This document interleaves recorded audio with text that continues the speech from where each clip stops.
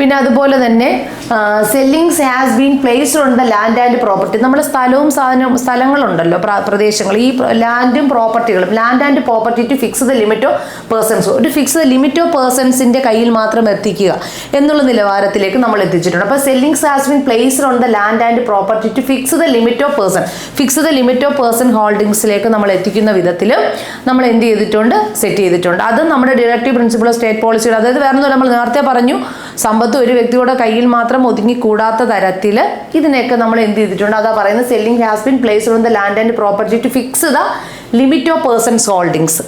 So next ഒരു പ്രധാനപ്പെട്ട ഒരു ആശയം കൊണ്ടുവന്നത് നിർദ്ദേശക തത്വത്തിലൂടെ കൊണ്ടുവന്നതാണ്.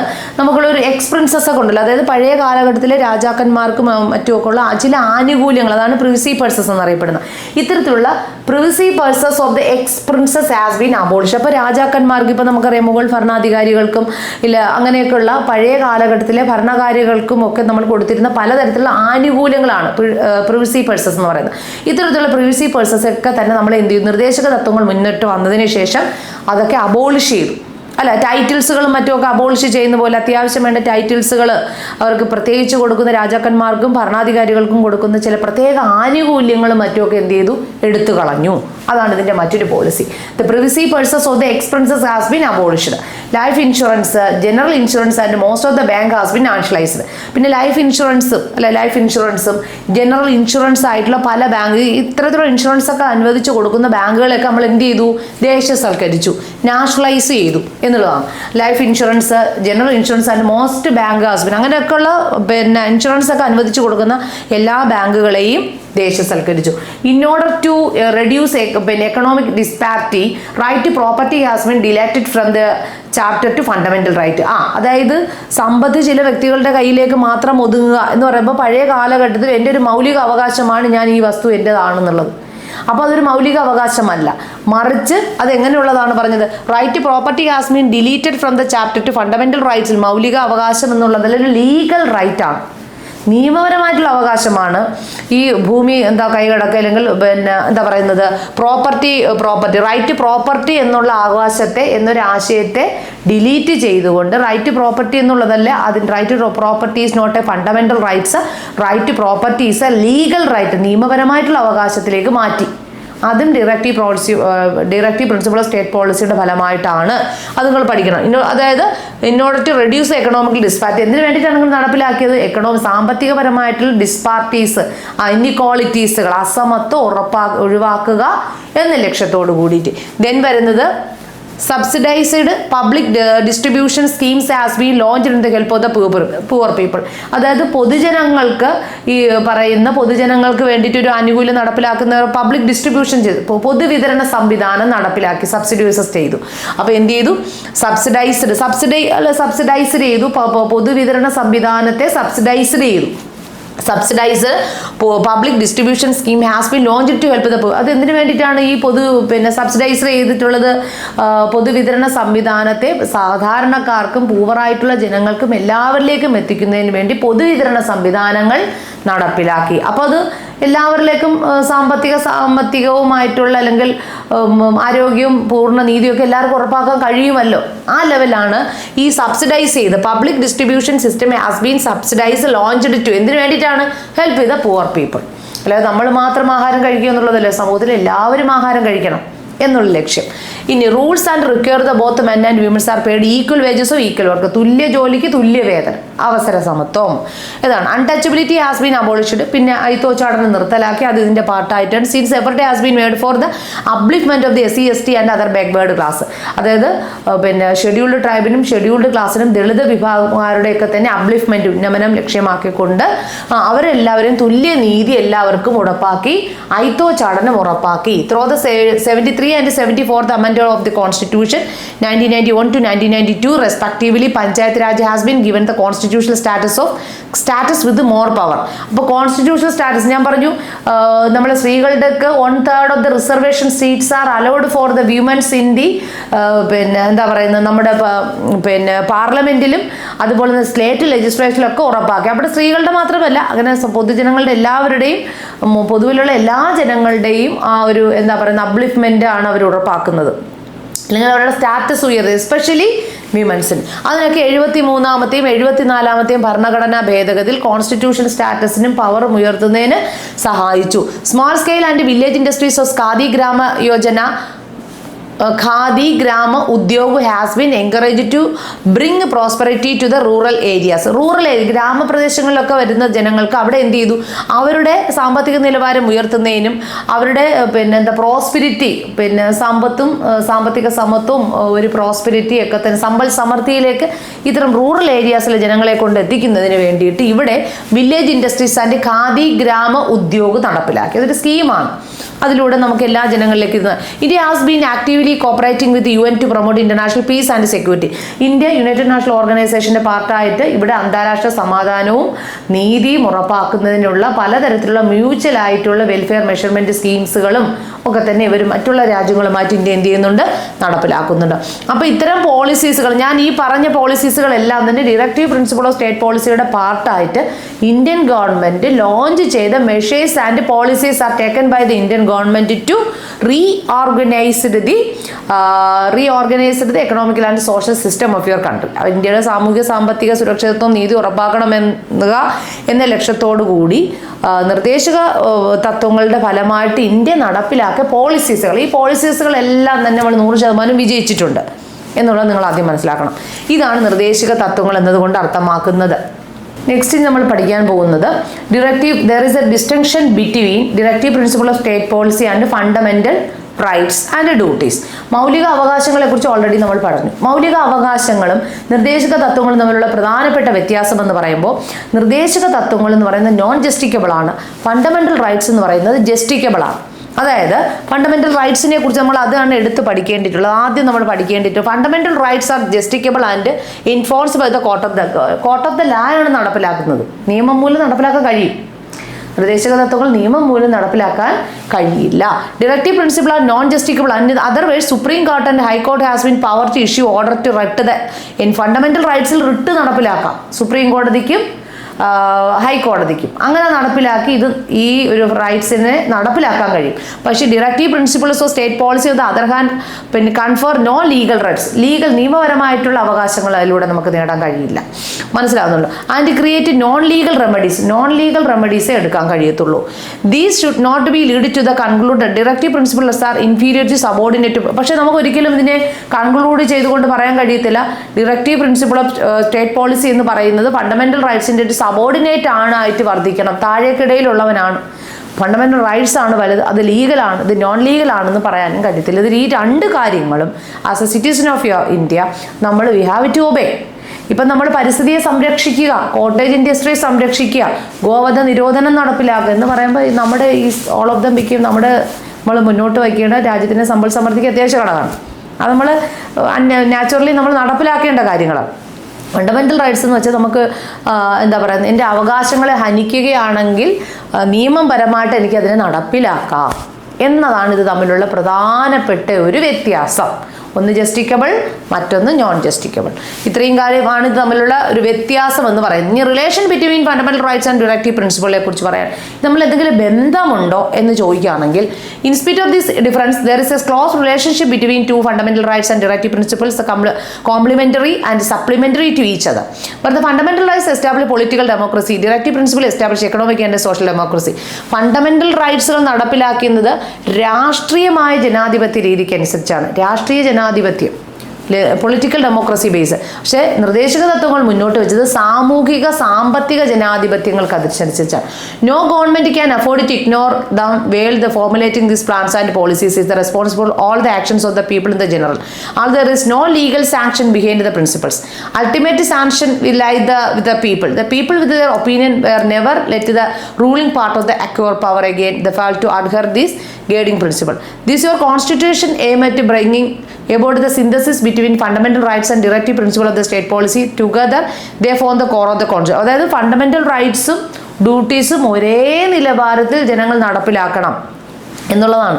ഇല്ലാതെ നമ്മളിത് നടപ്പിലാക്കരുത് എന്ന് പറയുമ്പോൾ ഒരു വ്യക്തി അനുസരിക്കാതെ പോവുകയല്ല. ഇത് രണ്ടും ഒരേ പാതയിലൂടെ കൊണ്ടു പോയിക്കൊണ്ടിരുന്നാൽ മാത്രം. എന്ന് പറയുമ്പോൾ സ്ത്രീകളുടെ സ്റ്റാറ്റസ് ഉയർത്തുക, അത് ചിലപ്പോൾ അത് നമ്മൾ ഡയറക്റ്റ്ലി ഇതിൻ്റെ അവകാശമാണ്.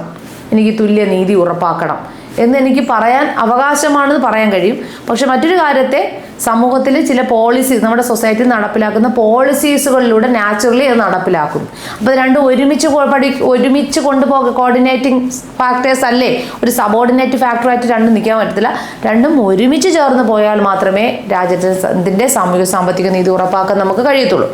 മനസ്സിലായിട്ടുണ്ടല്ലോ. അപ്പോൾ ഒരു ഗവൺമെൻറ് ഇതിനെ ഇഗ്നോർ ചെയ്തുകൊണ്ട് പോകാൻ കഴിയില്ല. എന്ന് വെച്ചാൽ പോളിസീസിലൂടെ മറ്റൊന്ന് നടപ്പിലാക്കുന്നു, ഒന്ന് ലീഗലി നടപ്പിലാക്കുന്നു. അത് രണ്ടും ഒരുമിച്ചല്ലേ പോകേണ്ടത്.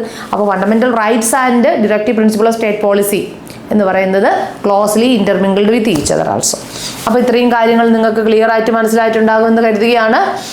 നെക്സ്റ്റ് നമ്മൾ പഠിക്കാൻ പോകുന്നത് ഫണ്ടമെന്റൽ ഡ്യൂട്ടീസ്, മൗലിക കർത്തവ്യങ്ങൾ. അപ്പോൾ ഫണ്ടമെന്റൽ റൈറ്റ്സ് പഠിച്ചു, ഡയറക്റ്റീവ് പ്രിൻസിപ്പിൾ സ്റ്റേറ്റ് പോളിസി പഠിച്ചു. നെക്സ്റ്റ് ഫണ്ടമെന്റൽ ഡ്യൂട്ടീസ്, മൗലിക കർത്തവ്യങ്ങൾ. എന്താണ് മൗലിക കർത്തവ്യങ്ങൾ? So rights and duties are two side of the coin. ഒരു കോയിൻ്റെ രണ്ട് സൈഡാണ്. ഒന്ന് അവകാശം, ഒന്ന് ഡ്യൂട്ടീസുകളും ധർമ്മങ്ങളും അല്ലെ. ഫണ്ടമെന്റൽ റൈറ്റ്സ് എന്ന് പറയുമ്പോൾ എൻ്റെ മൗലിക അവകാശങ്ങളാണ്. മറ്റൊന്ന് എൻ്റെ കർത്തവ്യം, ഞാൻ നിർവഹിക്കണം. ഞാനൊരു സിറ്റിസൺ ആണെങ്കിൽ, ഇന്ത്യയിലാണ് എൻ്റെ സ്ഥിരതാമസക്കാരനാണെങ്കിൽ ഞാനിതിനെ നിർവഹിക്കണം. അപ്പം എൻ്റെ ഒരു കർത്തവ്യമാണ് നിർവഹിക്കേണ്ടിയിട്ടുള്ളത്, കർത്തവ്യങ്ങളാണ്. Rights and duties are two side of the own coin. There are no rights without duties. Rights അപ്പോൾ ഡ്യൂട്ടി ഇല്ലെങ്കിൽ അവകാശങ്ങളില്ല. അല്ല, അപ്പോൾ ഡ്യൂട്ടി ഉണ്ടെങ്കിൽ മാത്രമേ എന്ത് വരൂ? റൈറ്റ്സ് ഉള്ളൂ. അപ്പോൾ ഫണ്ടമെന്റൽ ഡ്യൂട്ടി ഇല്ലെങ്കിൽ, without fundamental duties no rights of your persons of your country also. So അതാ പറയുന്നത്, there is no rights without duties, no duties without rights. ഇനി റൈറ്റ്സ് ഇല്ലെങ്കിൽ എന്തുമില്ല, ഡ്യൂട്ടി. അപ്പം both of them became intermingled with each other. So in fact rights are born in the world duties. നമ്മൾ മനുഷ്യരെല്ലാവരും ജനിക്കുന്നത് തന്നെ ചില ഡ്യൂട്ടീസുകളുമായിട്ടാണ്. അല്ല, വിദ്യാഭ്യാസം നേടുക, വിദ്യാഭ്യാസത്തിലൂടെ ജോലി നേടിയെടുക്കുക, എൻ്റെ കുടുംബത്തെ രക്ഷപ്പെടുത്തുക എന്നൊക്കെ പറയുന്നതൊക്കെ നമ്മളുടെ ഡ്യൂട്ടിയാണ്. ഞാൻ കുറച്ച് സോഷ്യലി പറഞ്ഞതാണ്. ഇതുപോലെ ഇത് ഒറിജിനൽ കോൺസ്റ്റിറ്റ്യൂഷൻ, ഇനി ഭരണഘടനാപരമായിട്ട് പറയുകയാണെങ്കിൽ എൻഫോഴ്സ് 1950, നമ്മുടെ ഭരണഘടന എൻഫോഴ്സ് ചെയ്ത് 1950-ലാണ്. അപ്പോൾ അന്ന് did not mention the fundamental duties of the citizen. പക്ഷെ അന്ന് അങ്ങനെ നമ്മൾ ഭരണഘടന 1950 വന്ന സമയത്ത് നമുക്കൊരു കൃത്യമായിട്ടൊരു ഡ്യൂട്ടി എന്ന് കോൺസ്റ്റിറ്റ്യൂഷൻ, ഇത് നിന്റെ ഡ്യൂട്ടിയാണ് എന്ന് പറഞ്ഞിട്ടുണ്ടായിരുന്നില്ല. Then it was hoped that citizen with perform their duties willingly. പക്ഷെ നമ്മുടെ രാജ്യത്ത് ഇന്ത്യയിലെ പൗരനായിട്ട് ഞാൻ ജനിക്കുകയാണെങ്കിൽ ഞാൻ hopefully I willing to follow all the duties of your. ഞാൻ എൻ്റെ ഡ്യൂട്ടി എന്നിൽ അനുവദിച്ച് നൽകിയിരിക്കുന്ന മൗലികപരമായിട്ടുള്ള കർത്തവ്യങ്ങളെ ഞാൻ പിന്തുടർന്നു കൊണ്ട് പോകണം എന്നുള്ളതാണ്. But the 42 amendment of the Indian Constitution added new list of the 10 duties in the chapter 4 under the article 51A of the Constitution. അതായത് 42ാമത് ഭരണഘടനാ ഭേദഗതി പ്രകാരം ഇന്ത്യൻ കോൺസ്റ്റിറ്റ്യൂഷൻ ആഡ് ചെയ്തു 10 അടിസ്ഥാന ഫണ്ടമെന്റൽ ആയിട്ടുള്ള ഡ്യൂട്ടീസുകളെ, മൗലിക കർത്തവ്യങ്ങളെ ഇന്ത്യൻ ഭരണഘടനയുടെ ഭാഗമാക്കി. എന്നിട്ട് എന്ത് ചെയ്തു? ചാപ്റ്റർ 4 ശ്രദ്ധിക്കണം, ചാപ്റ്റർ 4 അല്ല, chapter 4 article 51. Chapter 4 article 51A. നമ്മൾ ഫണ്ടമെന്റൽ റൈറ്റ്സ് പഠിച്ച ഏതാ? പാർട്ട് 3 ആണ് പഠിച്ചത് അല്ലേ. പാർട്ട് 3 ആർട്ടിക്കിൾ 12 to 35, ആർട്ടിക്കിൾ 12 മുതൽ 35 വരെ. ഇവിടെ ഏതാ പഠിച്ചേ? ഇവിടെ നമ്മൾ പഠിച്ചു chapter 4 article 51A fundamental duties. എന്താണ് ആ 10 കർത്തവ്യങ്ങൾ? To abide the constitution and respect to national flag and national anthem. നമ്മുടെ ദേശീയ പതാകയെ ബഹുമാനിക്കുക, നാഷണൽ ആന്തത്തെ, ദേശീയ ഗാനത്തെ, ദേശീയ ഗീതത്തെ ബഹുമാനിക്കുക, അതിനെ ബഹുമാനിക്കുക എന്നൊരു കാര്യം. ഇതാണ് ഒരു പൗരൻ എന്നുള്ള നിലയിൽ ഒരു സിറ്റിസൺ ഓഫ് യുവർ ഇന്ത്യ ബിക്ക് നമ്മൾ ഇതിനെ എന്ത് ചെയ്യണം? ഈ കർത്തവ്യം, ഇത് നമ്മുടെ ഏറ്റവും വലിയൊരു കർത്തവ്യമാണ്. നമ്മുടെ ദേശീയ പതാകയെ അംഗീകരിക്കുക, റെസ്പെക്ട് ചെയ്യുക, ബഹുമാനിക്കുക, ദേശീയ ഗീതത്തെ, ഗാനത്തെ ബഹുമാനിക്കുക. To follow the noble ideas and inspired your national freedom movement. നമ്മൾ ദേശീയ നാഷണൽ ഫ്രീഡം മൂവ്മെന്റ്, നമ്മുടെ ദേശീയ സ്വാതന്ത്ര്യ സമരവും ദേശീയ പരിപാടികളുമായിട്ട് ബന്ധപ്പെടുത്തിയിട്ടുള്ള നമുക്ക് ഒരുപാട് നമ്മുടെ പ്രചോദനമാക്കിയിട്ടുള്ള ഒരുപാട് ദേശീയ നേതാക്കന്മാരുണ്ട്. ഗാന്ധിജി, സുഭാഷ് ചന്ദ്രബോസ്, ദാദാഭായ് നവറോജി, ബാലഗംഗാധര തിലകൻ, ഇത്തരത്തിലുള്ള ദേശീയ സമുന്നത നേതാക്കന്മാരുടെയും അവരെ ആശയങ്ങളെയും നമ്മൾ പ്രചോദിതമാക്കുക, അവരുടെ ആശയങ്ങളെയും കോൺസെപ്റ്റുകളെയും നമ്മൾ അംഗീകരിക്കുക എന്നുള്ളതാണ്, ബഹുമാനം കൊള്ളുക എന്നുള്ളതാണ്. Then to protect the unity and integrity of the, രാജ്യത്തിൻ്റെ ഐക്യവും അഖണ്ഡതയും ഉറപ്പാക്കുക.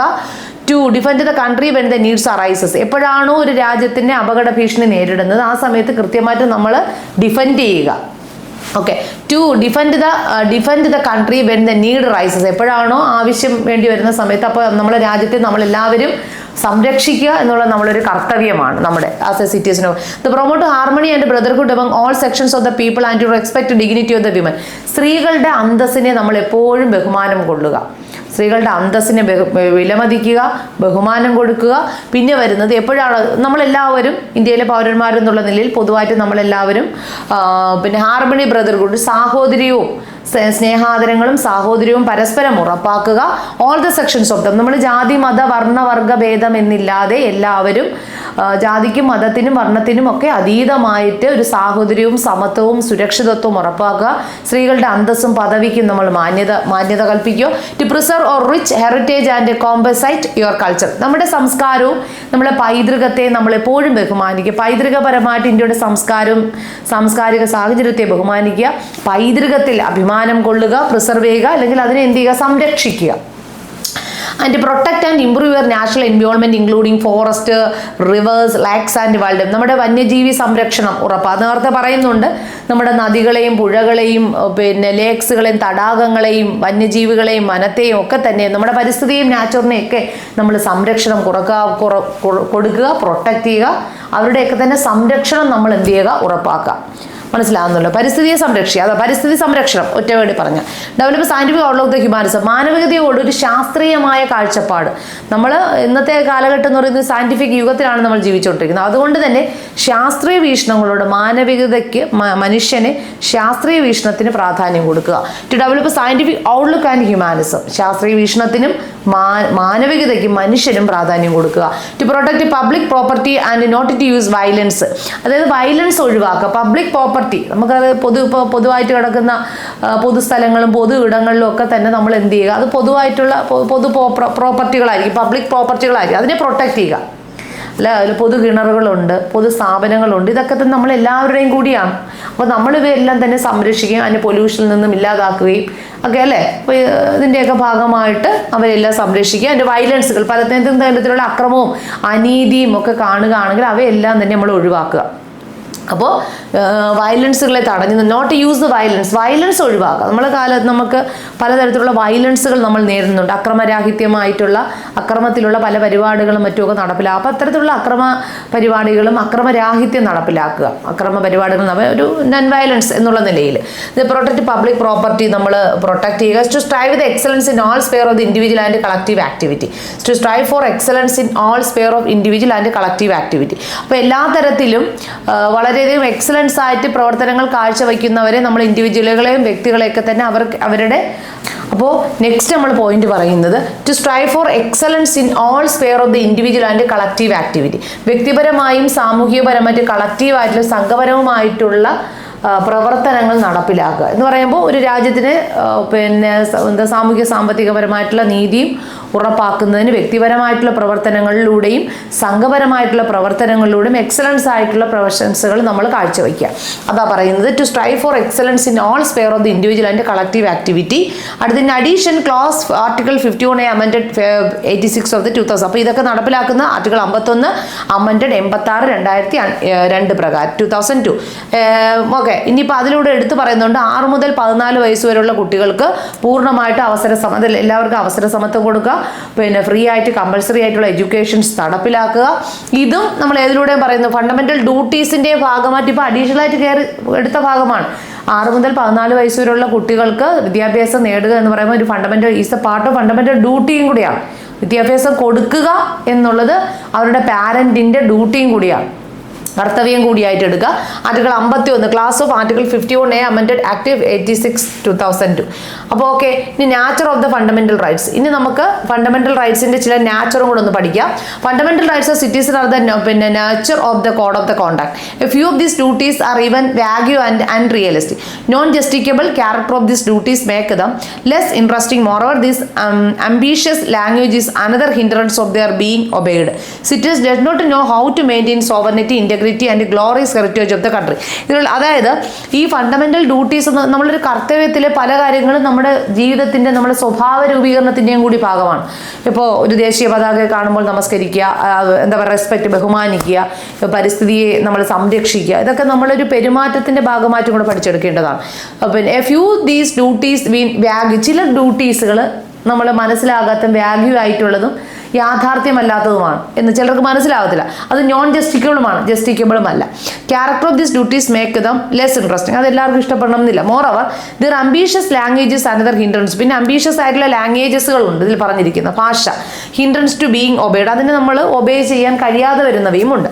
The citizen does not know how to main. അപ്പോൾ അതുകൊണ്ട് തന്നെ ജനങ്ങൾക്ക് അറിയത്തില്ല ഇതിന് എങ്ങനെ sovereignty, integrity and glorious heritage of the country അല്ലെ. പരമാധികാരം, സോവർണിറ്റി എന്താണ്, പരമാധികാരം എന്താണ്, ഇന്റഗ്രിറ്റി ഐക്യത എന്താണ്, ഗ്ലോറിയസ് ഹെറിറ്റേജ് നമ്മുടെ പൈതൃക സംരക്ഷണം, ഇതൊക്കെ തന്നെ പലരും ശരിയായ രീതിയിൽ നടപ്പിലാക്കാൻ അറിയാതിരിക്കുന്നവരുമുണ്ട്. ഒത്തൊരുമിച്ച് അല്ലെങ്കിൽ വ്യക്തിപരമായും സംഘടനാപരമായിട്ടും എല്ലാ പ്രവർത്തനങ്ങളിലും എക്സലൻസ് ആയിട്ടുള്ള പ്രവർത്തനങ്ങൾ കാഴ്ചവെക്കുക. അപ്പോൾ അതൊക്കെ ചിലർക്ക് അറിയില്ലാത്ത ഭാഷ, അതൊക്കെയാണ് നാച്ചർ എന്ന് പറയുന്നത്. This is the lot of truth in the argument of critics. അതുകൊണ്ട് തന്നെ പലരും ഇതിനെ ക്രിട്ടിക്സ് ആയിട്ടാണ് പറഞ്ഞിരിക്കുന്നത്, വിമർശിച്ചുകൊണ്ട് ഫണ്ടമെന്റൽ ഡ്യൂട്ടീസെ പറഞ്ഞിരിക്കും. Not to be proper to call these duties only pious declarations. അതുകൊണ്ട് തന്നെ പലർക്കും അറിയാത്ത ചില പാർട്ടുകൾ കൂടിയുണ്ട് ഫണ്ടമെന്റൽ ഡ്യൂട്ടീസിൽ. മനസ്സിലായിട്ടുണ്ടല്ലോ. അപ്പോൾ ഇത്രയും കാര്യങ്ങളാണ് നമ്മൾ ഈ ഫണ്ടമെന്റൽ ഡ്യൂട്ടീസുമായിട്ട് ബന്ധപ്പെടുത്തി പഠിക്കുന്നത്. അപ്പോൾ നമ്മൾ ഈ ഒരു ക്ലാസ്സിൽ പ്രധാനമായിട്ട് പഠിച്ചത് എന്താണ്, ഫണ്ടമെന്റൽ റൈറ്റ്സ് ഓൾറെഡി പഠിച്ചു വേറൊരു ക്ലാസ്സിൽ. ഈ ക്ലാസ്സിലൂടെ ഡയറക്റ്റീവ് പ്രിൻസിപ്പിൾ ഓഫ് നിർദ്ദേശക തത്വങ്ങൾ എന്താണെന്നും പിന്നെ പഠിച്ചത് മൗലിക കർത്തവ്യങ്ങൾ. മൗലിക കർത്തവ്യങ്ങൾ എന്ന് പറയുന്നത് it's A code of contact ആണ്. അപ്പോൾ ഇതിൻ്റെ ക്രിട്ടിക്സ് ആണ്, ഇതിൻ്റെ വിമർശനങ്ങളാണ് നമ്മൾ ലാസ്റ്റിൽ പറഞ്ഞു പോയിട്ടുള്ളത്. അപ്പോൾ ഇത്രയും കാര്യങ്ങൾ നിങ്ങൾക്ക് വളരെ വ്യക്തമായിട്ട് മനസ്സിലായിട്ടുണ്ടാകുമെന്ന് കരുതുകയാണ്. Okay, thank U.